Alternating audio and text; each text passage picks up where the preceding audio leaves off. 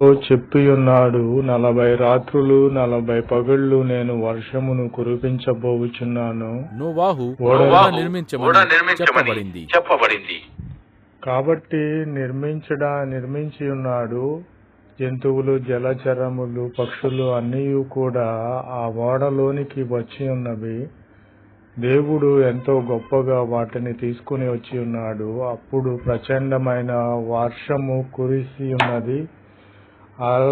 అలల పైన ఆ యొక్క పడవ తేలి ఆడుచున్నది. మనుషులెవరూ ఓడ అరారాత్ పర్వతాల వద్ద ఆగింది.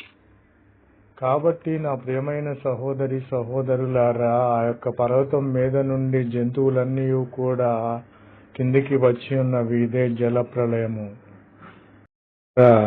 ఈయన ఒక్కడు మాత్రమే అద్భుత ఆశ్చర్య కార్యములు చేయువాడు. ఎవరైతే దేవుని మాట వింటారో వారిని రక్షించే దేవునిగా ఉన్నాడు. నా ప్రియమైన సహోదరి సహోదరులారా, దేవుని రాకడ సమీపముగా ఉన్నది కనుక మనమందరము కూడా దేవుని రాకడలో ఎత్తబడే వారముగా ఉండాలి.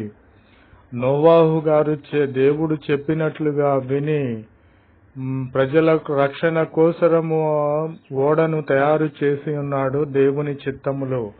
కానీ మనుషులు ఎవ్వరూ రాలేదు. కానీ జంతువులు, జలచరములు, పక్షులు అన్నీ కూడా దేవుని మాట విన్నాయి.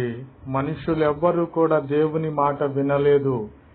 ఎవరైతే దేవుని మాట విని దేవుని మందిరములోనికి వస్తారో, దేవుని యొక్క మందిరములోని సమృద్ధి చేత ప్రతి ఒక్కరూ కూడా రక్షించబడతారు. ఓడ అనగా రక్షణ.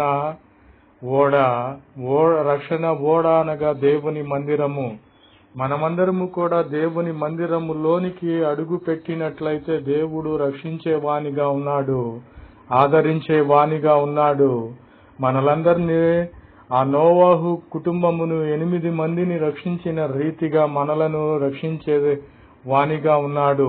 ఆ 8 మందిలో నుండి వందల కొలది, వేల కొలది, లక్షల కొలది, కోట్ల కొలది, మిలీనియం కొలది మనుషులు ఉద్భవించి ఉన్నారు. కనుక దేవుని రాకడలో మనమందరము ఎత్తబడే వారముగా ఉండాలని ప్రభువు పేరిట మనవి చేయుచున్నాను.